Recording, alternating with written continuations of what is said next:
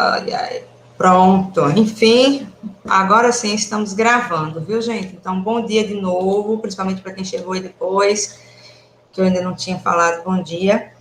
Vamos continuar de onde a gente parou na aula passada, então deixa eu só compartilhar a tela aqui com vocês, rapidinho.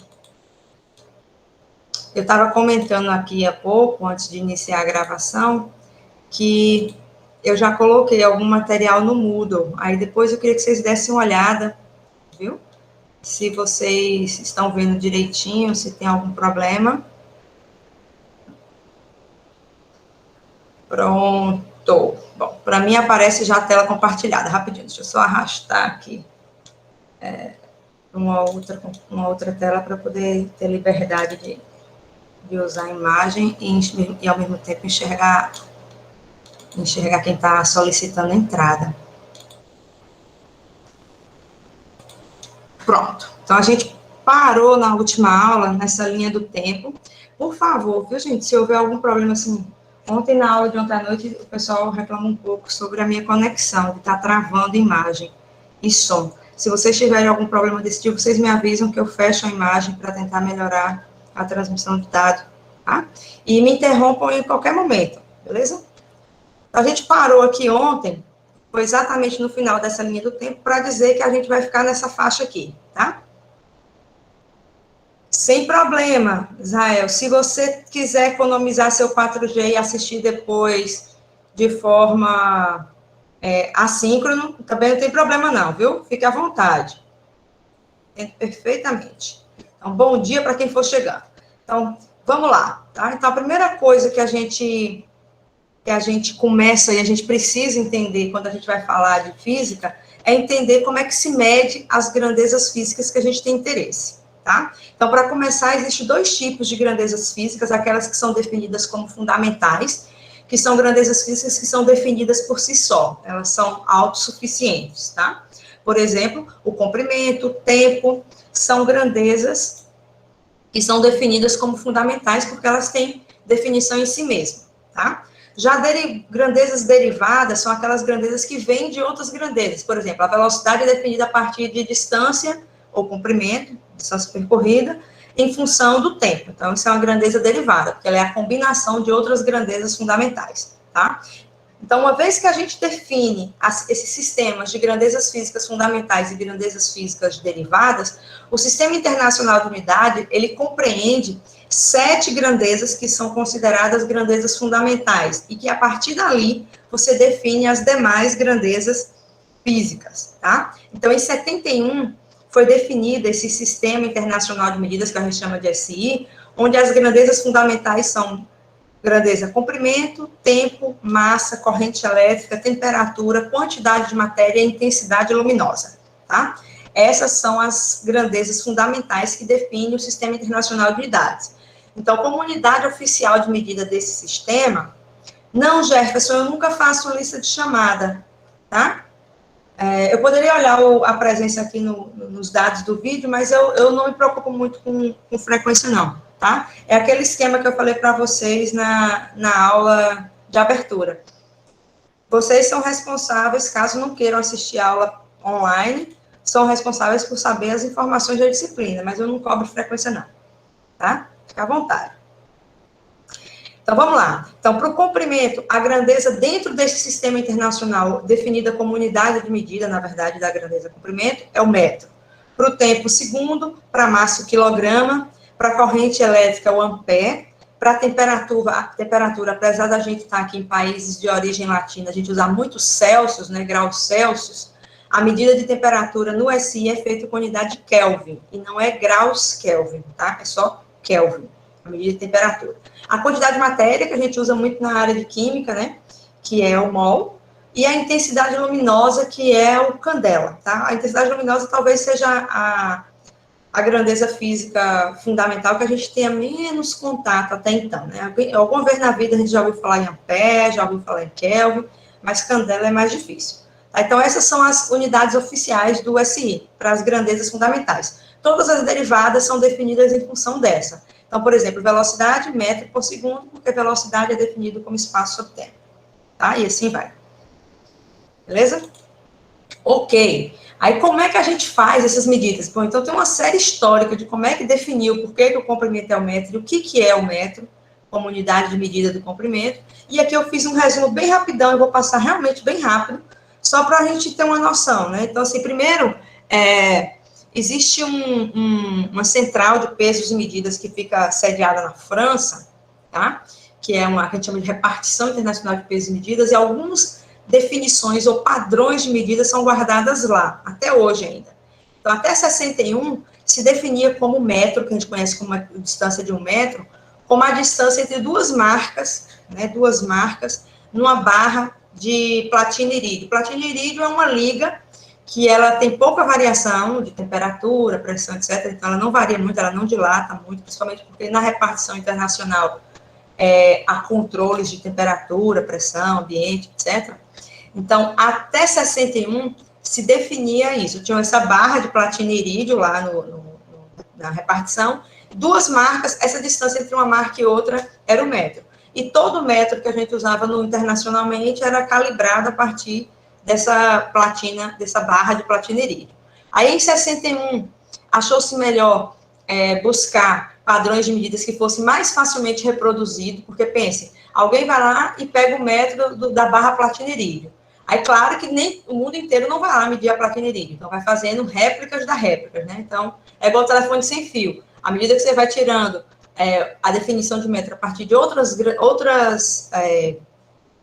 instrumentos de medida, o erro vai se propagando muito, muito ao longo do tempo. Então, aí, em 61, definiu-se que a ideia de determinar o que era o metro era melhor usar alguma coisa que pudesse ser reproduzida em qualquer parte do planeta e que fosse do mesmo jeito, né? Aí começou-se a usar o comprimento de onda de uma radiação meio alaranjada que saía do isótopo de criptônio. Então, criptônio é um gás nobre, ele é bem estável, e quando você aplica uma descarga elétrica, ele emite um fóton, emite uma radiação, e é possível se medir o comprimento de onda dessa radiação. Então, aí foi definido que esse comprimento de onda dessa radiação do isótopo do criptônio 86, quando emitido uma descarga elétrica, aquilo era o que é chamar de metro, tá? Bom, atualmente, a definição de metro, que data de 83, ela diz que é a distância que a luz percorre no vácuo, no intervalo de tempo de 1 sobre esse número maluco que está aqui embaixo. Esse número maluco que está aqui embaixo é a velocidade da luz no vácuo, que a gente já tem instrumentos de medida de velocidade extremamente precisos. Tá? Então, como é uma grandeza muito bem definida, a velocidade da luz no vácuo, então o intervalo de tempo para você percorrer 1 dividido por esse valor da velocidade é o comprimento. Porque se a gente lembrar, né, distância é o quê, né? É velocidade sobre tempo. Então, o inverso disso a gente define como um metro, tá? Então, hoje, o que a gente entende como 1 metro é a distância que a luz percorre nesse intervalo de tempo, de 1 dividido pela velocidade dela no vácuo, tá?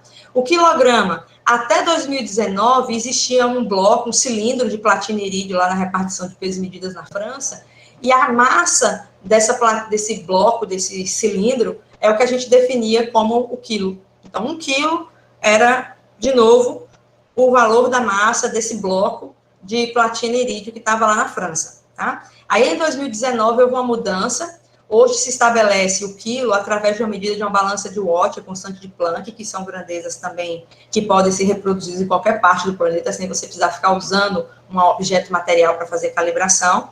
E essa balança de Watt, ela usa a potência eletromagnética calculada a partir da corrente e da constante de Planck. Então, é uma coisa que todo mundo pode fazer. Você tem uma balança de Watt em qualquer lugar do planeta, e a partir de potências eletromagnéticas, você consegue medir e estimar o que é 1 quilo. Tá? E você consegue reproduzir facilmente. O tempo é a grandeza que talvez tenha um padrão de medida pior para ser definido, né? Porque existe 2 tipos de tempo quando a gente fala em tempo. A gente tem o tempo universal, que é definido em termos do movimento de rotação da Terra, que é esse que a gente determina dias, noites, né, ano, etc. E o que a gente chama de tempo das efemérides, que é definido em torno do movimento orbital da Terra. Tá? Então, uma coisa é de rotação, outra coisa é de órbita em torno da Terra. Então, o pessoal que trabalha com astronomia e na área de astrofísica, é mais fácil definir o tempo em função desse tempo relacionado ao movimento orbital da Terra, tá? mas desde 76, essa unidade de segundo que a gente usa, ela é definida como intervalo de tempo correspondente a esse número maluco de oscilações do átomo do Césio 133. Não é o Césio 137 lá do desastre de Goiânia, não, viu? Então, ele emite uma radiação, mas não é uma radiação danosa. Então, quando você tem uma transição atômica de um nível mais energético para um nível menos energético, esses átomos ele emitem uma dada luz, e o intervalo de tempo correspondente a o quanto essa luz oscila, ou a um número muito grande dessas oscilações, é o que a gente define por segundo, tá? E esse padrão, apesar de parecer maluco, mas assim, qualquer laboratório de precisão de medida, qualquer laboratório tipo metro, isso é uma medida facilmente de ser realizada, porque são coisas bem definidas do ponto de vista científico, tá? Então, é meio que se calibra os objetos. Então, quando vem aquele padrão em metro lá, significa que já passou. Um relógio que vem com padrão em metro, ele significa que quando ele, comparado a essa transição que acontece no Césio 136, o intervalo de 1 segundo que o relógio marca é exatamente o intervalo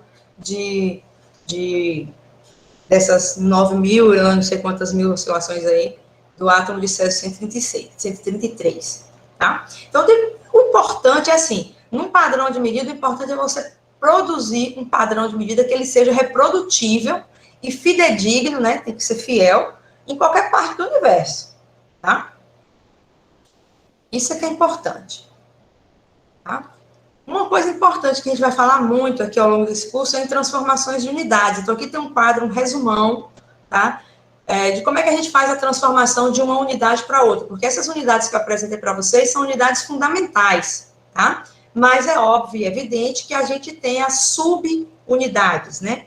Então, a grande maioria dos sistemas de unidades do SI, ou seja, do Sistema Internacional, eles são unidades decimais, são sistemas de unidades decimais, ou seja, cada mudança de uma unidade para outra equivale a uma casa decimal, para mais ou para menos, tá? Então, por exemplo, na medida de comprimento, a unidade oficial do SI é o metro, mas a gente tem os múltiplos do metro e os submúltiplos do metro. Então, os múltiplos do metro, ou seja, grandezas que são maiores que o metro, são quilômetro, hectômetro, decâmetro, tá? E os submúltiplos, por exemplo, nessa escala que eu coloquei aqui, tem decímetro, centímetro, milímetro, tá? Mas tem o micrômetro, o nanômetro e assim vai, picômetro, né? Tem vários múltiplos e submúltiplos da grandeza oficial. Mas é um sistema decimal, ou seja, cada mudança de casa dessa aqui significa você acrescentar uma casa decimal ou você diminuir uma casa decimal. Tá? Então, se você está indo da unidade maior para a unidade menor, cada casa decimal dessa avança uma casa. O que significa avançar uma casa? Significa multiplicar por 10. Então, você aumentar uma casa decimal, você sair de 1 e ir para 10, por exemplo. Tá? Então, se você está em quilômetro e vai para metro, você avança 3 casas decimais. Então, 1 quilômetro, 1.000 metros, porque são 3 casas avançando. O sentido contrário, você divide. Então, se você vai do menor para o maior, cada mudança dessa significa uma redução numa casa decimal. Reduzir uma casa decimal significa dividir.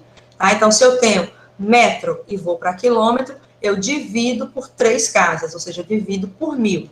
Né? Então, 1.000 metros dividido por 1.000 dá 1 quilômetro. Tá? E é sempre assim.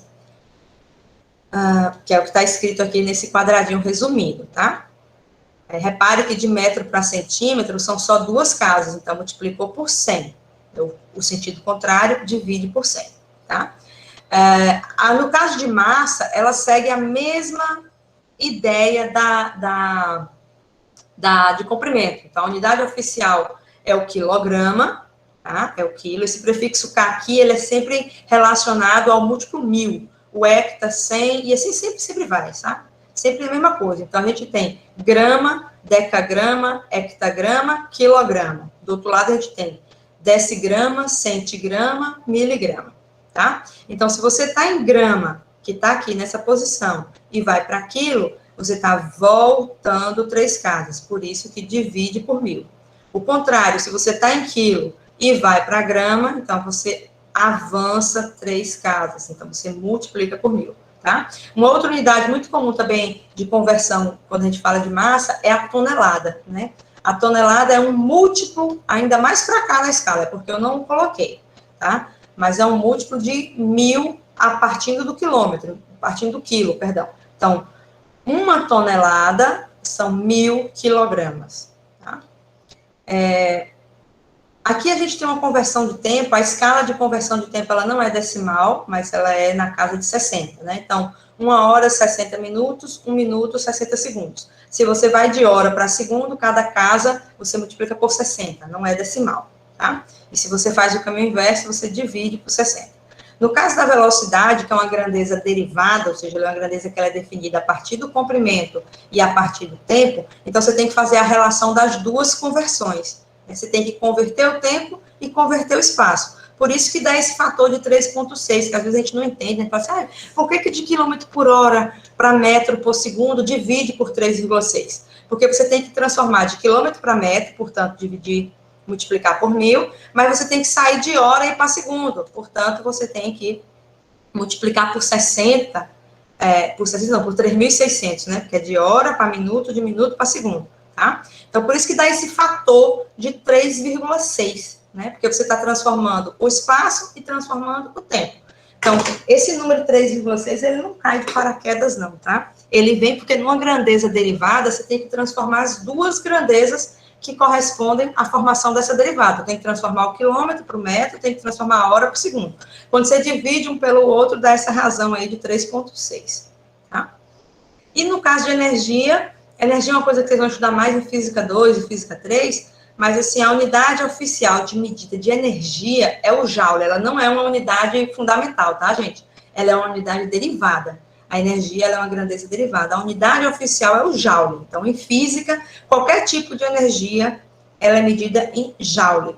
Mas é muito comum, por questões, sobretudo, relacionadas à biologia, expressar valores energéticos em termos de caloria. Então, se você pegar um alimento e você for olhar o rótulo dele, o valor energético, ou seja, o quanto de energia que você vai ganhar ao consumir aquele alimento, ele muito provavelmente vai estar escrito em caloria. Por quê? Porque é um jargão da área de saúde. Na área de saúde é mais comum expressar ganhos energéticos em termos alimentares, em termos de caloria, mas em física não. Em física a gente fala grandezas, ganho ou perda, né? De energia de uma forma geral. Então, pode ser energia térmica, energia de movimento, pode ser energia potencial, pode ser energia dissipada por potencial químico, que é o caso da energia alimentar, é isso. A energia alimentar é uma energia química. Você come o alimento, você tem uma transformação celular daquele alimento em ATPs, que são a unidade de energia do corpo humano, né?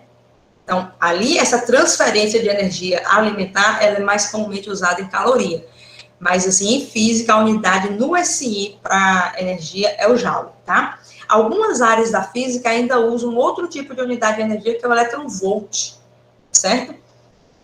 Isso, Jefferson, desculpa, eu me passei batido, mas obrigada por explicar, tá? Quando você sai de hora e vai para segundo, você multiplica 60 para achar minuto, e de novo por 60 para achar segundo. Então, 60 vezes 60 dá uns 3.600.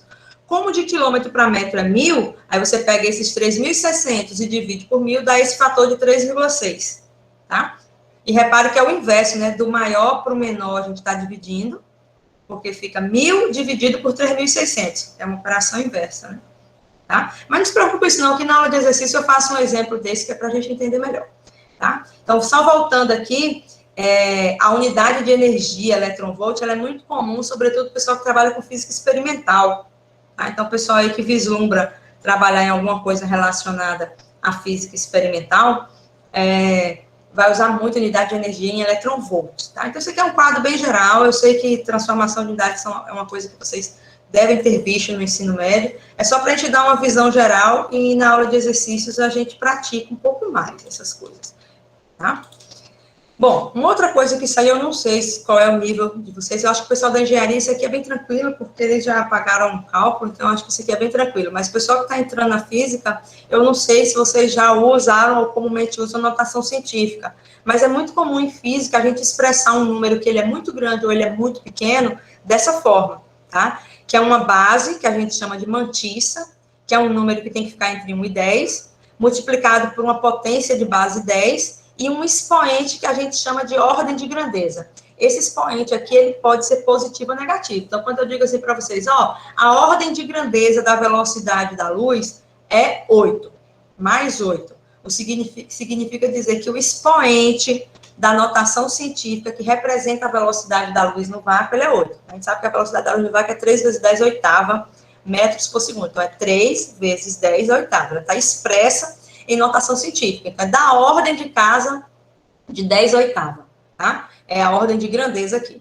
Então, por exemplo, um número como 252, ou seja, 252. Se eu quiser expressar ela em forma de notação científica, eu tenho que fazer a mantissa ficar entre 1 e 10, multiplicada pelo expoente, pela potência de base 10, elevada a um expoente, que é a ordem de grandeza. Então, repare, ó, para esse número ficar entre 1 e 10, ele tem que virar 2,52. Ou seja, eu tenho que pegar a vírgula que está no final do número, né? Quando a gente tem um número inteiro, é porque a casa decimal está no último número, tá? Então, eu tenho que pegar essa vírgula que está aqui, ou seja, que está no último algarismo, e levar ela 2 casas decimais, porque aí eu consigo escrever uma mantissa entre 1 e 10. Então, fica 2,52, tá?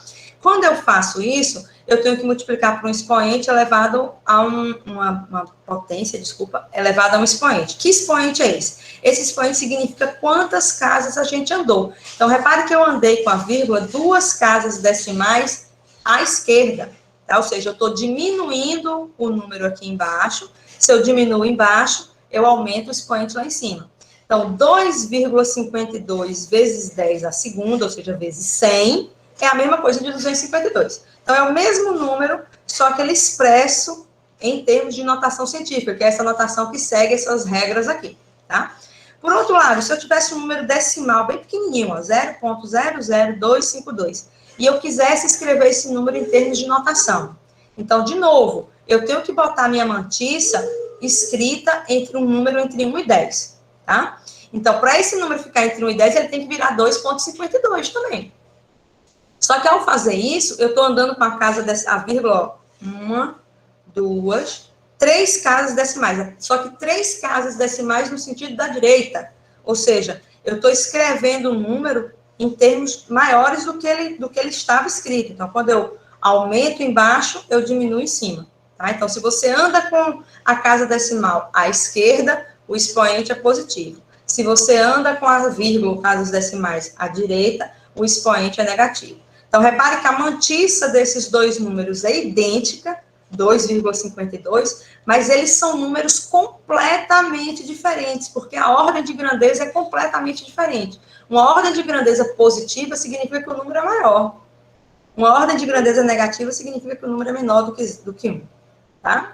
Então, isso é notação científica, é você escrever números muito grandes ou muito pequenos numa forma condensada, tá? E por que é importante fazer isso, né? Que cargas d'água é importante fazer isso? É importante fazer isso porque é muito mais fácil você operacionar números em notação científica do que números assim. Imagine você pegar a velocidade da luz, que é 2,9999, aquele número gigante lá, e ter que multiplicar por uma distância de, sei lá, de 50 milhões de metros, né?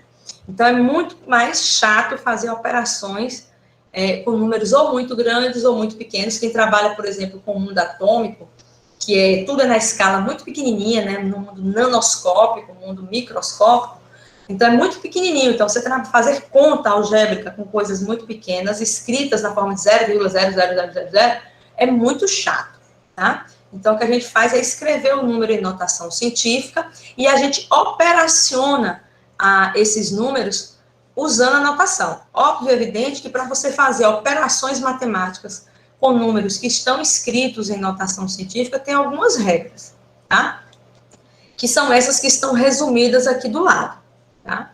Então, por exemplo, se eu quiser fazer a adição ou a subtração de quaisquer números que estejam escritos em notação científica, eu tenho que seguir essa regra aqui, ó. Primeira coisa, só é possível você somar ou você subtrair números em notação se as ordens de grandezas das parcelas forem iguais. Então, eu não poderia somar ou subtrair esses dois números porque a ordem de grandeza deles é diferente, tá? E a gente só consegue operacionalizar soma e subtração se a ordem de grandeza for igual. Então, por exemplo, Se eu quiser somar esse número aqui, ó, 5 vezes 10 à sexta, com esse outro número, 4 vezes 10 à sexta, eu posso fazer sem problema, porque a ordem de grandeza deles é idêntica. É tudo 6. 6 positivo, tá? Então, se a ordem de grandeza for igual, massa, tá? Eu vou somar ou subtrair os números, depende da operação que está aqui, claro. Eu vou somar ou subtrair as mantiças e manter a ordem de grandeza. Então, isso é a regra para você somar ou subtrair números em notação.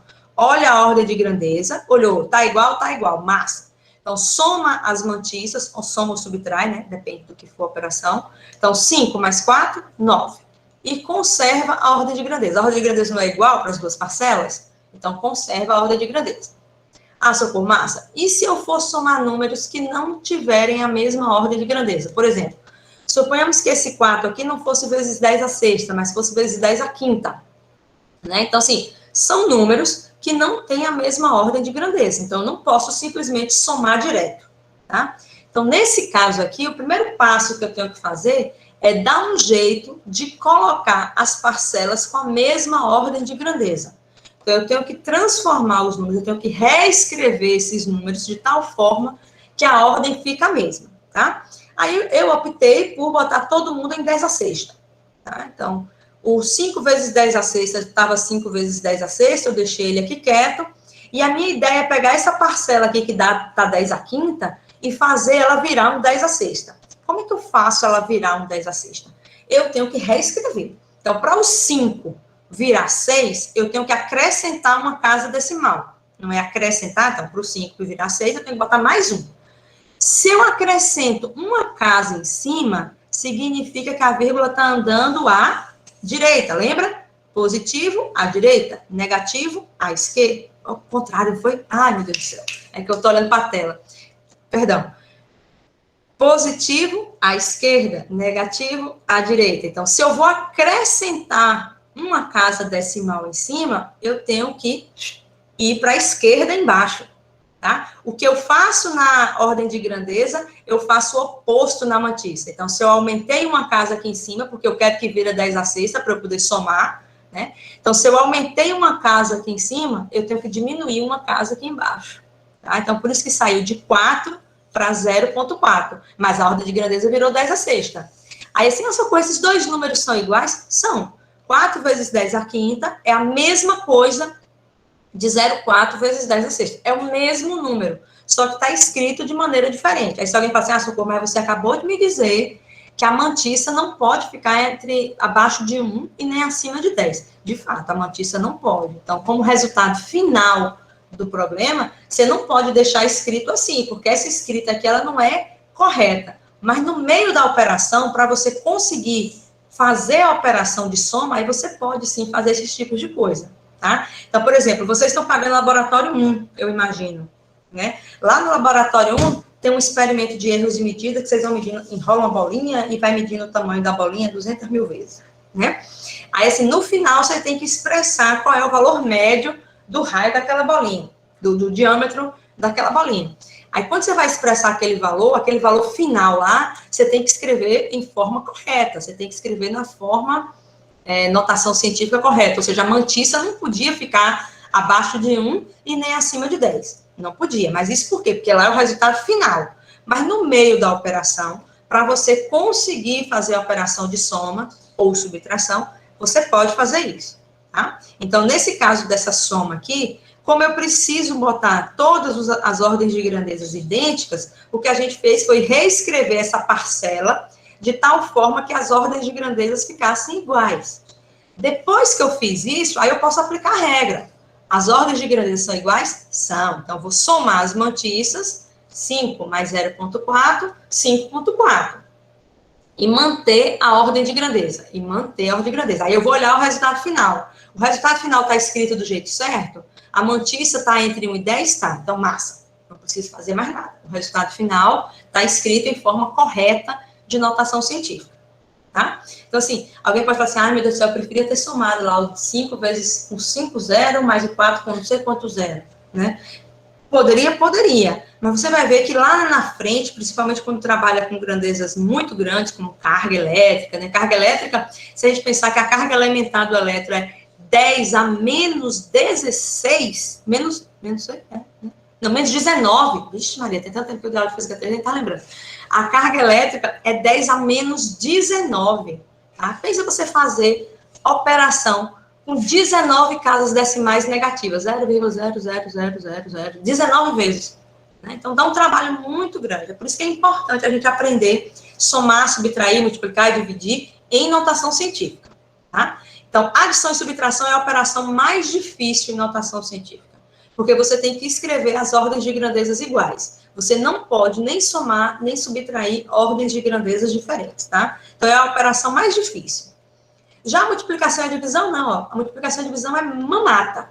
Na multiplicação, multiplica os números, ou seja, multiplica as mantiças e soma as ordens de grandeza. E na divisão, divide as mantiças e o contrário, subtrai as ordens de grandeza. Então, se eu quiser multiplicar esses dois números aqui, ó, 5 vezes 10 a sexta, multiplicado por 4 vezes 10 a sétima, multiplica as mantiças, 5 vezes 4, 20, e soma os expoentes, 6 mais 7. Então, fica 20 vezes 10 a 13. Só que 20 está acima de 1 e 10. Então, a gente tem que reescrever. Então, para esse número ficar entre 1 e 10, a vírgula tem que vir para cá. Se a vírgula vai para a esquerda, aumenta 1 lá em cima. Então, 20 vezes 10 a 13 é a mesma coisa de 2 vezes 10 a 14. Porque se você diminui uma casa embaixo, você aumenta a mesma quantidade em cima. O que você faz embaixo, faz o contrário na ordem de grandeza. Tá? Agora, cuidado com números negativos. Por exemplo, se a gente fosse fazer esse produto, sendo que a ordem de grandeza do primeiro número fosse negativa, a gente tem que ter um pouco de cuidado. Tá? Então, 5 vezes 10 a menos 6. Epa! Pronto, acho que eu vou explicar agora, Jeremias, exatamente a tua pergunta. Tá? Então, se fosse 5 vezes 10 a menos 6, vezes 4 vezes 10 a sétima, então, de novo, multiplica as mantiças, 5 vezes 4, 20, e soma os expoentes. Só que somar nem sempre é mais, né? A gente já aprendeu a isso, né? Porque quando a gente tem número negativo, a gente tem que ter cuidado. Então, vai ficar menos 6 mais 7. Menos 6 mais 7 é 1, né? Então, 20 vezes 10 a 1, aí eu vou escrever em notação correta, ou seja, eu vou deixar a resposta final com a mantiça entre 1 e 10. Então, eu vou voltar uma casa decimal embaixo, então 20 vira 2. Como eu diminuí uma casa embaixo, eu aumento uma casa em cima. Então, a resposta final é 2 vezes 10, a segunda. Então, repare que a resposta final é completamente diferente, ó. Se você multiplicar números que têm expoentes positivos, ordens de grandezas positivas, vai dar um valor bem alto, porque você vai somar os expoentes. Quando você multiplica números que têm ordens de grandeza com sinais contrários, como a soma de um número negativo com um número positivo no fundo, vai subtrair, você fica com uma ordem de grandeza bem pequenininha. E faz sentido, né? Porque você está multiplicando uma coisa muito pequena, porque 10 a menos 6 é uma coisa muito pequena, é uma coisa microscópica, né? O prefixo 10 a menos 6 é micro. Né? Então, toda vez que a gente fala assim, microscópico, eu estou querendo dizer que é da ordem de 10 a menos 6. Quando eu falo nanoscópico, eu estou falando 10 a menos 9. Quando eu falo picoscópico, eu estou falando 10 a menos 12. Então, o prefixo micro é menos 6, nano é menos 9 e pico é menos 12. Né? Então, são submúltiplos, tá bom? Então, se repare que a mantiça dos dois números aqui são iguais, mas as ordens de grandeza são completamente diferentes. Esse número aqui é muito maior do que esse de baixo, né? Esse de baixo é 200. Esse aqui eu não sei nem o que é, porque 10 a 14, muito mais do que tera, muito mais do que giga, nem sei o que é, tá? Na divisão é o contrário. Divide as mantiças e subtrai os expoentes. Aí só tem que ter cuidado com a ordem das parcelas, tá? Então, por exemplo, 5 vezes 10 a sexta. Peraí que o Matheus fez uma pergunta, tá? Deixa eu entender. Se for na soma, você pode desprezar o segundo termo. Aí fica só 5 vezes 10 a sexta. Não, eu não desprezei o segundo termo não, viu, Matheus? Na soma, eu não sei se você está falando da soma aqui ou aqui em cima. Mas se for aqui na soma com uma operação, você vai... Pode falar, Matheus, desculpa. Está falando sobre o argumento do Gilberto, que ele está fazendo uma soma. Não é multiplicação. Não, então. Bom, na multiplicação e na divisão, você vai multiplicar ou dividir, depende do que está acontecendo, as mantiças, os números, né? Uma coisa é o que está na mantiça, outra coisa é o que está lá na ordem de grandeza. Então, na multiplicação, a regra é multiplica as mantiças e soma as ordens de grandeza. No final, você reescreve o número, se for necessário, reescrever, tá? Matheus, pode ficar à vontade, você levantou a mão. É que eu não vou arriscar falar, não estou muito confiante, mas ele tinha perguntado no caso da soma. Aí, como lá em cima, um número tinha ordem de grandeza 6 e o outro menos 6, eu falei que ele poderia desprezar o segundo termo, porque era muito pequeno em relação ao primeiro. Ah, sim, sim. Ah, entendi. Se fosse, por exemplo, se você quisesse fazer um cálculo aproximado, de fato, você tá correto. Somar 10 à sexta com 10 a menos 6, 10 a menos 6 é um número muito pequenininho mesmo. Mas se você quiser fazer um cálculo analítico, e no cálculo analítico a gente não pode fazer aproximação, né? Aí você teria que somar. Só que assim, ia dar uma trabalheira danada, porque você ia ter que pegar um número que é 10 a menos 6 e transformar ele na mesma notação do outro, na mesma ordem de grandeza do outro, para poder somar. Poderia fazer, podia, mas ia ter um trabalhinho danado. Mas eu entendi o que você quis dizer. Se você somar um número que é muito grande com um número que é muito pequeno, para efeitos de cálculos físicos, de resultados físicos de um fenômeno, por exemplo, aí você pode desprezar o segundo termo porque ele é muito pequeno. Seria tipo assim, eu quero achar a velocidade relativa de um carro que anda com próxima à velocidade da luz, sei lá, 10 oitava, uma formiga que anda com 10 a menos 12. Né? Imagine você somar 10 oitavas, ou seja, 8 a oitava, 3 oitava, né, que é a velocidade da luz, 3, mais 8 zero, com uma coisa que é 0,000, 12 zeros, até chegar no 1. Né? Aí você tá certo. Assim. Se você vai somar uma coisa que é muito grande, com uma ordem de grandeza muito grande, com uma coisa com uma ordem de grandeza muito pequena, essa parcela muito pequena não vai quase exercer influência no resultado final. Aí você poderia desprezar, tá? Mas aqui o que eu estou querendo mostrar para vocês é assim, regra de soma. Então, na regra de soma, se você quer realmente somar duas parcelas e não quer desprezar nenhuma delas, por menor que elas sejam, você tem que primeiro colocar as ordens de grandezas idênticas. Isso, às vezes, dá um trabalho danado. Aqui foi simples, porque eu tive que sair só de 5 e para 6. Aí, realmente, foi tranquilo, tá? Mas, assim, pode dar um trabalho danado. Por isso que eu falo que adição e subtração é a operação mais difícil em notação científica. Porque se essas notações forem muito diferentes, dá um trabalho do cacete você colocar ela na mesma ordem. Fala, Jefferson. Então, eu não sei a ordem que ela botou. No caso, quando for a notação assim, muito diferente, a pessoa pode deixar, no caso, a própria soma, já que ela seria menor do que a notação. O que você está chamando de própria soma, Jefferson? Só para eu entender, para não falar besteira. No caso, essa soma do menino aí que deu exemplo. Sim. 6. Como essa própria a operação da adição ficou menor do que se fosse escrever o número todo, eu poderia deixar a soma, tipo, para guardar o dado? Não, você pode, nesse caso aí, se você quer fazer essa soma de uma forma mais elegante, falando em cálculo, não estou nem falando de física, né, gente? Você está vendo que a gente não está falando de física, a gente está falando de número, né? Mas, por exemplo, se você quiser deixar o cálculo mais elegante, você pode dizer bem assim, ó, suponhamos que você quisesse somar um número que fosse 10 a menos a 6 com 10 a menos 6, que eu acho que é o que está na pergunta, tá? Aí você poderia botar assim, ó, 5 vezes 10 a sexta mais 4 vezes 10 a menos 6, suponhamos que aqui seja menos 6. É aproximadamente, ou seja, não é igual, o símbolo de aproximadamente ele é diferente. Deixa eu ver se eu consigo, rapidinho. É o igual com o tio em cima. Isso. É como se você desprezasse o segundo termo, você não soma ele. Então, 5 vezes 10 a sexta, mais 4 vezes 10 a menos 6, é aproximadamente 5 vezes 10 a sexta. Entendeu? Deixa eu ver. O Google ainda está me dando, depois que o Google Education mudou, eu não sei se ele ainda está me dando aquela opção de lousa. Ainda está me dando a opção? Eu não lembro. Não tinha uma lousa no Google Meet? Deixa eu ver se eu acho ela aqui. Eu escrevo para vocês o que eu estou falando.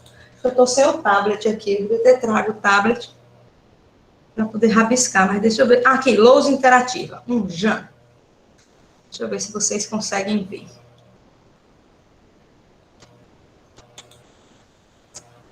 Aí, desculpa só as letras, viu? Que vai sair daquele jeito, que a pessoa aqui não é muito habilidosa em escrever com o mouse. Deixa eu só ver se ele vai abrir. Bora, meu filho, para hoje.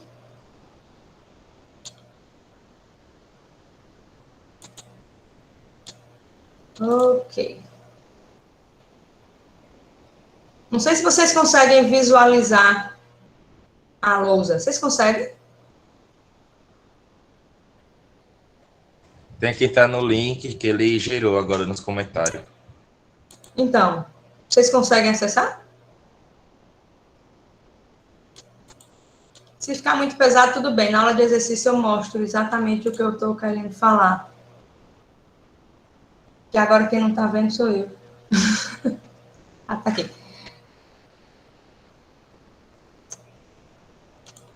Pronto, deixa eu só arrastar um pouquinho para cá. Pronto, Laila. Cadê? Socorro, cadê a canetinha? Acho que a minha internet não está ajudando também. Aqui, pronto. Por exemplo, ó, se eu tivesse...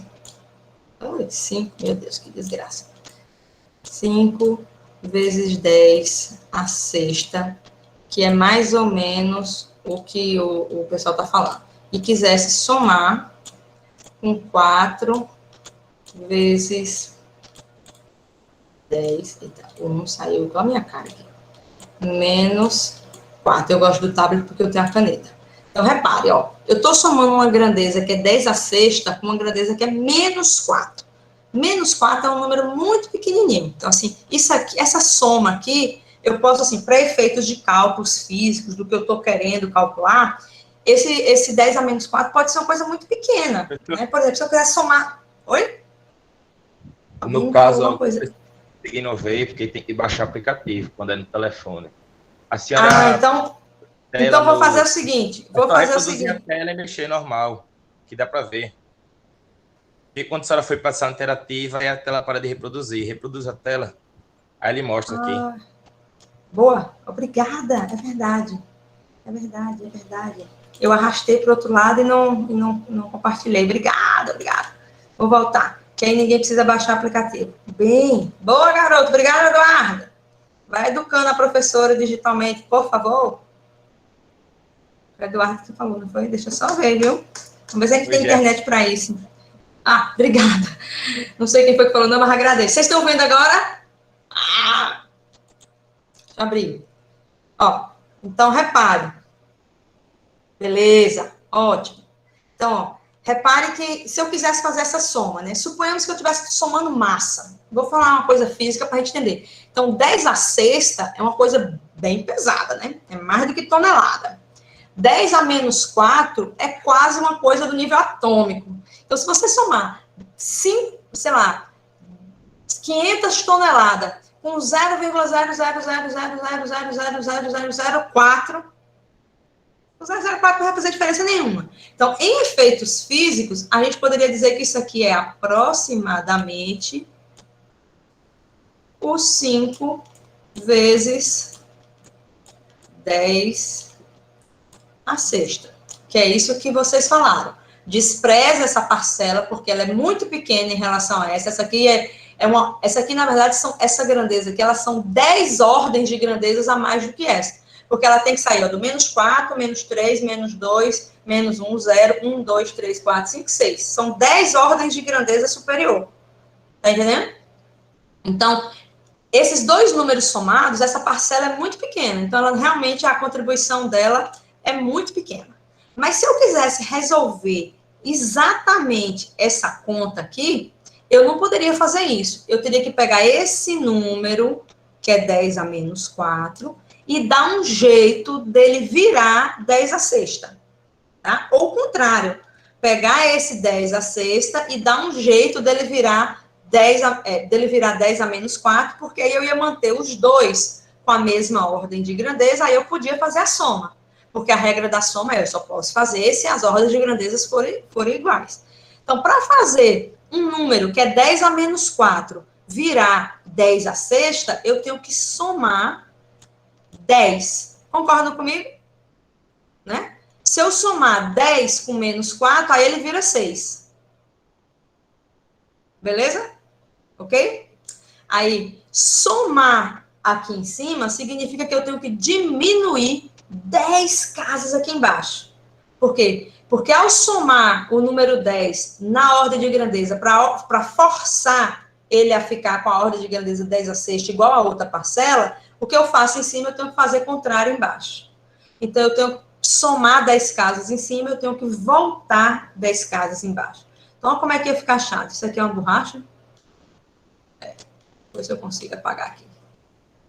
Então, isso ia dar um trabalho infernal. É por isso que eu falo, nesse caso aqui, que vocês mencionaram, de fato, é melhor você fazer a aproximação e dizer que a segunda parcela é muito pequena em comparação à primeira e que não faz sentido físico a gente... Ai, meu Deus do céu. Estou quase indo buscar o meu tablet, porque eu não sei trabalhar com esse negócio, não. Sem contar que, como ele é online, tem um delay aqui que eu não sei trabalhar. Enfim, se eu consigo apagar. Perde muito tempo. Minha filha, bora, apaga, que eu quero que você apague. Obrigada. Pronto. Já tem um espaço aqui, só para mostrar a vocês como ia ser trabalhoso. Então, essa parcela ia continuar do mesmo jeito, que ela estava 10 a sexta, e essa parcela aqui, para ela virar 10 a sexta, eu tenho que voltar 10 casas. Olha como é que ia ser uma bagaceira, ia ficar 0, vírgula. Aí eu ia botar 1, 2, 3, 4, até chegar no 10. Não vou fazer isso não, viu, gente? Tá? Senão a gente vai perder muito tempo. Então, imagine que operacionalizar soma e subtração em notação científica não é algo lá, assim, muito simples, tá? É que eu não queria apagar tudo, Laila. Eu queria apagar só a parte de baixo. Por isso que eu não apaguei lá em cima, mas obrigada. Né? Então, assim, dá um trabalho muito grande, sabe? Você operacionalizar soma de parcelas muito diferentes, dá trabalho. Para nossa sorte, o que a gente vai usar muito em física é a multiplicação e a divisão, tá? Essa sim, a gente usa muito notação científica em multiplicação e divisão. Em soma e adição a gente usa muito pouco, porque a gente faz esse tipo de aproximação que vocês sugeriram muito bem aí no chat, né? Quando você soma uma coisa muito grande com uma coisa muito pequena, a parcela muito pequena, ela pode ser desprezível, tá? Subtraindo a mesma coisa. Né? Pega uma coisa muito grande e subtrai de quase nada, vai continuar praticamente a coisa muito grande, tá? Então, aí não muda muita coisa, não, tá bom? Mas em multiplicação e divisão, não. Em multiplicação e divisão, a gente precisa bastante. Deixa eu fechar aqui. Pronto. Existe sim. Eu não gosto muito dessa lousa interativa, porque ela como é que eu vou dizer? Ela é...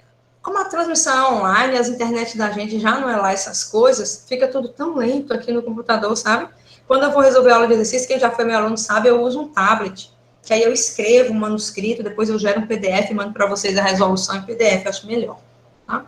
Mas é importante dizer assim, ó, se você tiver dois números em notação, eles só podem ser somados se a ordem de grandeza for a mesma. Se não for, você tem que transformar elas em grandezas iguais. Ao fazer isso, você pode cair num problema muito complicado, que era melhor você digitar lá na calculadora os 1000 do que... Imagine, aquela conta que eu acabei de mostrar para vocês ali na lousa interativa, era melhor ter colocado 0,00 e somado, sem ser notação científica. Tá? Então, a gente também tem que ter essa sacada, né? A notação científica ela é uma ferramenta matemática muito boa, que facilita muito quando você quer estar realizando operações com números muito grandes ou muito difíceis, mas, às vezes, escrever a notação científica é mais difícil do que resolver o problema. Né? Então, é melhor resolver o problema sem notação. Tá? Aquele exemplo que a gente colocou aqui agora era muito mais fácil ter escrito o número 10 a menos 4 do que somar 10 casas lá em cima. Tá? Era muito mais fácil. Enfim, o importante é ter essas regras na cabeça. Multiplica os números, soma os expoentes. Divide os números, subtrai os expoentes. Agora, cuidado com a subtração, porque, por exemplo, quando você vai fazer 10 a menos 6 com 10 a menos 7, fica 6 menos 7. 6 menos 7 é menos 1. Tá certo? Aqui, por exemplo, 10 a menos 6 com 10 a mais 7, menos 6 menos mais 7 dá menos 6 menos 7, é menos 13. Tá? Então, é só essas coisas que eu peço que vocês tenham cuidado. Cuidado com o sinal dos expoentes quando forem fazer multiplicação e divisão. Né? Porque o sinal negativo tem que entrar na jogada. Tá? Mas não se preocupe com isso aqui não, que isso aqui a gente aprende assim, naturalmente a gente vai fazendo. E é uma coisa que fica tão no juízo que vocês percebem que Não é decoreba. Vocês fazem, não sabem nem o que estão fazendo, nem lembra mais o que é isso. Tá?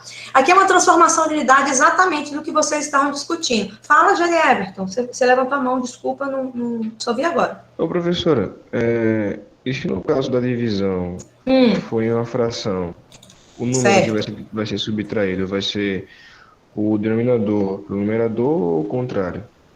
Como assim? 5 dividido por 4 é 1,25. Certo, nesse caso foi 6 menos 7. Mas se Sim. fosse uma fração, seria na mesma ordem? Por exemplo, o numerador subtrair o denominador? Você fala se aqui fosse, ao invés de ser um número inteiro, fosse um número fracionado? Não, por exemplo, aí tá 5 vezes 10 elevado a 6 dividido por 4 vezes 10 a sétima. Certo. Mas se ao invés de fosse essa divisão, fosse uma fração, fosse 5 vezes 10 a 6... Entendi. A divisão, ela pode ser representada com esse sinalzinho que eu coloquei aqui, ou o 5 vezes 10 a sexta no numerador e o 4 vezes 10 a sétima no denominador. É isso que você está falando, eu acho. Né? É a mesma coisa. Sim. Vai dividir as notícias. É a mesma coisa, exatamente, mesma coisa. Sim. Se ao invés de ser esse símbolo aqui de divisão fosse uma fração, é isso que o Gerardo está falando. Se fosse assim, 5 vezes 10 a sexta em cima no numerador e 4 vezes 10 a sétima no denominador. A fração é uma divisão. Aí operaciona do mesmo jeito. Divide os números e subtrai os expoentes. Exatamente. Perfeito. Esse é a conta que a gente estava fazendo agora há pouco, né? Por que do 3,6 lá, tá? Então, quanto é que vale 1 km por hora em unidade do SI? Primeiro que quilômetro não é unidade de medida de distância no SI, é metro, e hora não é unidade de medida de tempo no SI, é segundo. Então, tem que transformar de quilômetro por hora para metros por segundo, tá? Então, 1 km por hora tem que pegar 1 quilômetro, de quilômetro para metro é 10 a terceira, porque são 3 casas decimais, e de hora para segunda é aquela conta que a gente mencionou antes, tá? 60 de hora para minuto e multiplica por mais 60 de minuto para segundo. Por isso que vira o 3.600. Então, se você quer sair de quilômetro por hora e ir para metro por segundo, você vai ter 3 vezes 10, vai ter 10 a terceira, que é o 1.000, né? Que vem do quilômetro por metro, dividido por 3.600. Aí, observe que essa aqui é uma nota de aula que eu tirei lá do curso do professor Capelli, que eu mencionei para vocês, do FPE. Ele pegou o 3.600, tá vendo? E escreveu em notação científica, ó. Uma casa decimal, 2 casas decimais, 3 casas decimais. Aí, por que ele cancelou? Aí a sua pergunta, Jerickson, já ajudou a gente aqui, tá? É 1 dividido por 3,6, tá aqui, 1 dividido por 3,6, e subtrai os expoentes. Lembra? Na divisão, divide as mantiças e subtrai os expoentes. Quando não aparece mantiça na frente, gente, é porque é 1, tá? Então, aqui ele até escondeu, deveria ser 1 vezes 10 a terceira, ele escondeu 1. Tá? Então, ficou 1 dividido por 3,6, que é a divisão das mantiças, e subtrair os expoentes. Quando subtrai, ó, 3 menos mais 3, vai ficar 3 menos 3. 3 menos 3 é 0. Qualquer número elevado ao expoente 0 é 1. Por isso que não apareceu o expoente aqui. Porque 10 elevado a 0 é 1. Tá? Então, de 1 km por hora equivale a 1 dividido por 3,6 metros por segundo. Então, por isso que quando você sai de quilômetro por hora e vai para metro por segundo, você divide por 3,6. Né? Porque é 1 dividido por 3,6. Aí, divide por 3,6. Então, 3,6 não cai de paraquedas, não. Tá? Ele vem assim. Tá? Então, a partir desse resultado aqui, ou seja, quando você consegue achar a escala de conversão de um para o outro, aí é fácil, ó. De quilômetro por hora para metro por segundo, divide, porque é 1 sobre 3,6. Se for o contrário, multiplica. Tá? Tá gravado assim, César. Tá? Então, 40 quilômetros por hora, se for para metro por segundo, é a mesma coisa de dividir por 3,6, ou multiplicar por 1 dividido por 3,6, como vocês queiram, né? Se for o inverso de metro por segundo para quilômetro por hora, multiplica. Aí eu só toda vez que eu for transformar de quilômetro por hora para metro por segundo, eu vou ter que fazer essa conta aqui em cima? Claro que não. Vocês já sabem qual é o fator de conversão. O fator de conversão é 3,6, ou multiplicando ou dividindo, tá? Mas só para vocês entenderem que esse fator de 3,6, ele não cai assim, puf, de eureka e surgiu do nada, não, né? Ele vem da definição de medida. Bom? E aqui é, por exemplo, outra grandeza derivada, que é a gravidade, né? A gravidade na superfície da Terra, próxima à região do Equador, é de 9,8 metros por segundo ao quadrado. É a unidade de medida de aceleração. Se eu quiser transformar isso em quilômetro por hora ao quadrado, então repare, é distância, distância. Tempo elevado ao quadrado, tempo elevado ao quadrado. Tá certo? Então vamos lá, vamos transformar? Então, de metro para quilômetro, eu estou voltando 3 casas. Por isso que é o 10 a menos 3, tá? 10 a menos 3 é a mesma coisa de dividir, tá bom?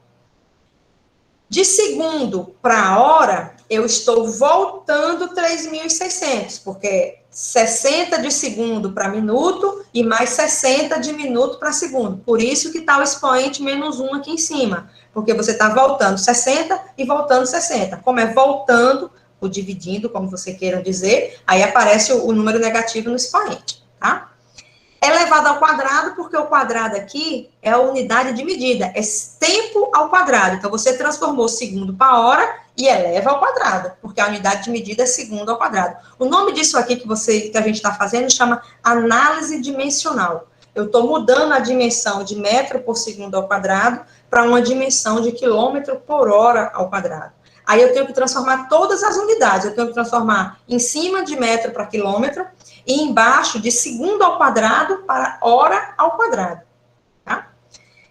Aí aqui o professor Copelli já deu uma organizada na vida da gente. Eu vou mostrar a vocês o que é que ele fez, que é uma outra tática que pode ser feita, tá? Então, 9,8 vezes 10 a menos 3 está aqui. 9,8 vezes 10 a menos 3. 3.600 negativo. Por que negativo, socorro? Porque você está dividindo, você está voltando. É de segundo para hora, tá?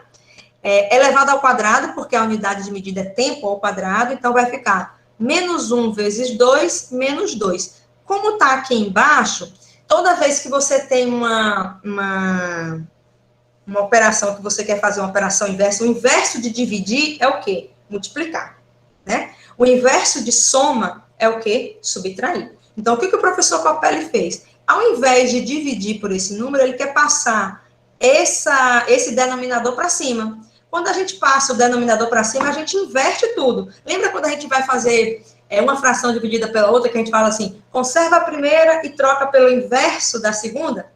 Não é assim que a gente faz? Né? Então, quando você tem um número que está no denominador, ou seja, que está dividindo, né, porque fração é divisão, e você quer passar ele para cima, você quer passar ele para o numerador, você passa ele fazendo a operação inversa. Tá? Então, se ele está aqui dividindo com expoente negativo, e eu quero passar ele para cima, o contrário de negativo é somando. Então, multiplica por um número positivo. Isso é uma opção de fazer. Outra opção é simplesmente usar a regra.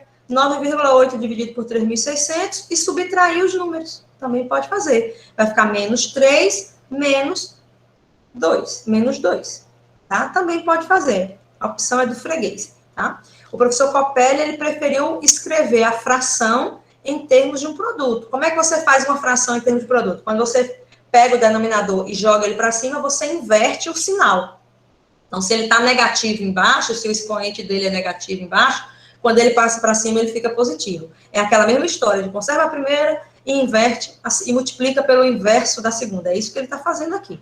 Tá? Ele está conservando o numerador e multiplicando pelo inverso do denominador. O inverso do denominador é ficar com o sinal positivo, porque ele tinha mais aqui em cima, ó. Tá? Perdão, ele tinha menos aqui em cima, né? Então, foi isso que o professor Copelli fez. Aí, beleza, eu tenho agora uma multiplicação. Eu multiplico os números, ele multiplicou. 9,8 vezes 3.600 está aqui, multiplicou o número. 10 a menos 3 com 10 a menos 2, quando ele fez a conta aqui toda e reescreveu esse número, tá? Ele achou o resultado final. Então, assim, tem várias formas de você usar notação científica. Eu, particularmente, não gosto do jeito que o professor Copelli resolveu aqui, não. Eu preferia ter dividido os números normal aqui, tá? E feito a soma, a subtração dos expoentes. Dava a mesma resposta? Dava a mesma resposta, tá? O professor Copelli, não, ele pegou esse número inteiro, 10 a menos 3, e multiplicou por essa coisa aqui ao quadrado, que deve ter dado um número enorme. E aí, quando ele reescreveu isso, ele reescreveu em número inteiro, tá? E fez uma aproximação, ó. Isso aqui vocês vão fazer muito em laboratório. Quem está pagando laboratório 1 agora vai fazer isso aqui bastante. Ele fez uma aproximação. O número dele era 1,27 vezes 10. Ó. 1, 2, 3, 4, 5 casas decimais. Então, o número que era 1,27008, ele aproximou para 1,3. Esse sinal aqui é de aproximação. Tá? Por que ele aproximou para 1,3? Porque 1,27 é da ordem de 1,3 mesmo. Tá? Porque o último número aqui, 1,27, o último número é acima de 5 e a gente aproxima para frente. Por exemplo, quando a gente tira uma média, 7,8 é aproximadamente 8. 7,9 é aproximadamente 8. Agora, se você botar 7,3 é aproximadamente 7. 7,4 é aproximadamente 7. Né? Mesma coisa que a gente faz média de nota. É a mesma coisa. Tá? Então, esse sinal aqui é de aproximação. Ó, tá? Então, assim, tem essas coisas aqui, elas, gente, vai cair na prova, professora? Você vai dar lá uma grandeza e pedir para transformar? Não, não vou fazer isso, tá? Isso aqui é uma decoreba muito grande e a gente aprende assim, vai fazendo. Você vai lendo o problema, aí você pensa, poxa, eu não posso somar uma velocidade que está em metro por segundo com outra velocidade que está em quilômetro por hora. Desculpa. Então, eu não posso somar uma coisa que está em metro por segundo com uma coisa que está em quilômetro por hora. Tá? Então, eu tenho que botar as duas na mesma unidade de medida para eu somar. Aí, isso a gente vai fazer no decorrer do curso. Independente de ter uma questão... Eita, passei a mão no nariz, estou espirrando. Tá? Independente de ter uma transformação certinha. Então, não se preocupem muito, assim, não gasta muito tempo de vocês. Ai, meu Deus, vai ter uma questão... Não vai ter uma questão na prova só cobrando transformação de unidade. Vai estar misturada na outra. Tá? Esse primeiro capítulo que eu acabei de acabar agora, ele é um capítulo, assim, chato pra cacete, a gente não viu física nenhuma aqui, né? A gente só está estudando unidade de medida e como transformar a unidade de medida. Isso é pensando realmente no pessoal que está ingressando agora na universidade, assim, a gente tem que falar, porque a gente não sabe como é que veio lá do ensino médio, se vocês tinham notação ou costume de trabalhar com esse tipo de notação, mas não é uma coisa assim, ai meu Deus, de outro mundo. Vocês vão ver que isso é naturalmente, a gente vai fazendo, às vezes a gente usa tão natural que a gente nem percebe o que está fazendo, tá? E usa muito. Aí, com o tempo, a gente já praticou isso demais. Então, não se preocupem em ficar memorizando essas coisas, tá? Como é que você vai procurar? Até porque, gente, isso é tabela. A tabela existe para usar mesmo, tá? Não precisa ficar nesses estresses todo com unidade de medida, não, que tem muita coisa para a gente pensar, tá bom? Então, o tempo urge nessa sala, bicho, é impressionante. Quando eu acho que eu vou conseguir avançar um pouco, eu não avanço. Minha ideia hoje era que a gente conseguisse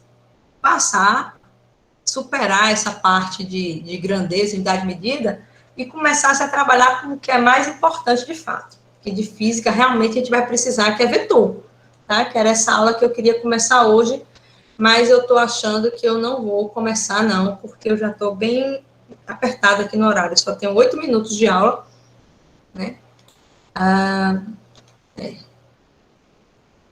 Pronto, vetor. Aí alguém pode falar assim, então deixa eu só dar uns avisos, assim, básicos, assim, que a gente precisa colocar em mente. Primeira coisa, quando a gente... Rapidinho, deixa eu só parar a transmissão aqui, a apresentação, para eu poder enxergar vocês em tela inteira. Não ficar deseducado. Opa, pronto, trouxe para cá. A primeira coisa, quem acompanha o livro do Halliday, quem já deu uma folheada no livro do Halliday, que é o nosso livro-texto, o capítulo que a gente deveria estudar agora não era vetor. O capítulo que a gente deveria estudar agora era um capítulo de movimento retilíneo uniforme, tá? Que é o capítulo 2. Tá? O capítulo 3 era vetores, e o capítulo 4 é movimento uniformemente variado. E aí a gente fechava a primeira parte da avaliação. Então, repare que é uma revisão do ensino médio, né? Não estamos falando nada de diferente. Só que, assim, normalmente, eu inverto a ordem, porque eu não gosto da ordem do Halliday, tá? Eu acho que a gente primeiro tem que estudar vetor, para depois estudar movimento. Por quê? Porque como é que eu vou dizer para vocês que a distância percorrida não é um vetor, mas o deslocamento é um vetor, e no ensino e no capítulo de movimento uniforme eu já estou falando de velocidade, de não sei o quê, de deslocamento, blá, blá, mas vocês não sabem que deslocamento é um vetor, tá? Então, assim, nesse sentido eu gosto de inverter a ordem, então não se assustem Calma, Wagner. Não se assustem se a gente vai trocar a ordem do livro do Halliday, tá? Primeiro eu vou falar do capítulo 3, depois a gente volta para o capítulo 2 e fecha no capítulo 4, tá? O capítulo 2, ele é o capítulo 3, que é esse capítulo de vetores que eu vou inverter a ordem, ele é uma interseção com a disciplina de geometria analítica. Tá? Esse professor, que a gente não vai precisar falar o nome, é professor de que disciplina, Laura? Por favor? Geometria analítica. Pronto, feito isso. Então, assim, esse capítulo 2, ele é uma intersecção com a disciplina de geometria analítica. Só que o professor de geometria analítica, óbvio e evidente, ele vai dar uma visão de vetores diferente da que eu vou falar.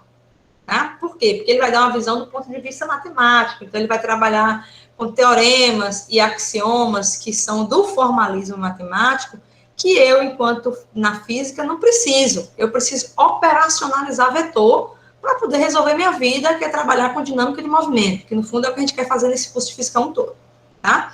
Então, assim, a forma como eu vou abordar vetores aqui vai ser uma forma mais prática, mais direta, tá? Pode auxiliar um pouquinho lá em geometria analítica, porque a gente vai ver vetores aqui na física primeiro do que a gente vê na geometria analítica. Mas não culpem o professor de geometria analítica por ele ter que dar um formalismo matemático mais rebuscado, com teoremas e axiomas, que a gente não vai falar aqui. Bom? Então, na partir da segunda-feira, por que segunda-feira? Porque aquele esquema, sexta-feira não é uma aula de conteúdo. Por quê? Porque o pessoal da engenharia não pode assistir a aula sexta-feira e eu não vou penalizar o pessoal da engenharia. Então, na segunda-feira, a gente retoma a aula com o conteúdo de vetores, que no Halliday é o capítulo 3. Então, entendam por que eu vou estar saltando 2, tá? Primeiro, a gente vai falar da ferramenta matemática, que é vetor, definir grandezas vetoriais, aí depois a gente volta e estuda movimento de uma forma geral, tanto uniforme como uniformemente variado, tá? Fala, Jefferson, fica à vontade, a gente ainda tem tempo. Então, no caso, essa sexta não vai ter aula, quem ainda não começou os assuntos matemáticos, né? Mesmo, né? Exatamente, era isso que eu ia falar. Na sexta-feira não faz muito sentido a gente ter aula essa semana, porque eu não tenho nem o que resolver, porque a gente não viu o conteúdo ainda para ter exercício, tá? E, assim, para mim, casou bem direitinho, assim, porque eu tinha agendado um exame de endoscopia, e eu sei que eu botei na sexta, porque eu não sabia ainda qual era a disciplina que eu ia ministrar esse semestre, e normalmente, endoscopia, a gente volta meio sedada, provavelmente eu não ia ter condição de dar aula mesmo, tá? Então, assim... divertida a aula, se ela sedada. Ia ser, não ia? Pense, eu já sou meio lesada normalmente. Pense. Então, assim, de qualquer forma, sexta-feira ia ficar meio difícil, porque a endoscopia é logo pela manhã, então não ia dar muito certo esse negócio. Mas aí, na segunda-feira, a gente retoma a aula de vetores. Eu não estou muito preocupada com o calendário, não, certo? Vai dar tempo. E assim, não se estresse também, não, pô. Vamos tentar levar a vida um pouco mais leve, porque ela já está muito difícil. Tá? Então, assim, entendam. Não crucifiquem também o professor de geometria analítica, não, porque, é como eu falei, aqui a gente vai dar uma visão aplicada, né? Eu vou dar o conteúdo de vetores para engenheiros e para físicos, tá? O professor do curso de matemática, ele tem uma visão de álgebra vetorial e de geometria analítica mais aprofundada do que o que a gente vai falar aqui no curso de Física 1, tá? Mas ajuda. E assim, se no meio da conversa aqui vocês tiverem alguma dúvida, eu não lembro mais quase nada dos axiomas, dos meus axiomas e teoremas da matemática, mas se tiver alguma coisa que eu puder ir ajudando na disciplina lá também de geometria analítica, vocês vão perguntando. Se eu souber, eu digo que sei, se eu não souber, eu digo que eu não sei, tá certo? Mas não se estressem também muito, não, e vão com a cabeça um pouco mais aliviada. Eu sei que a Laura tá tensa, mas vai mais aliviada. Ai, meu Deus do céu. É 12. Depois a gente conversa isso enquanto coordenação, tá certo, Laura? Então, gente, vamos terminar a aula agora, que eu tenho uma reunião do colegiado, do pleno do Instituto agora, e eu queria, então, dizer para vocês um bom resto de semana. Segunda-feira a gente volta com o capítulo 3. O capítulo 1 já foi, viu, povo? Quem quiser pegar o Halliday aí e já dar uma olhada, o capítulo 1 já foi. Quem quiser dar uma revisada em como faz transformações de unidade, notação científica, já tem um capítulo para estudar, tá certo? Uma boa resto de semana para vocês e até segunda. Então, excepcionalmente, essa sexta a gente não tem aula de exercício. Mas a partir da semana que vem, normal, tá certo? Então, até segunda. Se alguém quiser falar alguma coisa, pode ficar à vontade. Senão, a gente pode interromper a aula por aqui. Até Júlia, Morena. Até mais, meu povo. Vão com calma.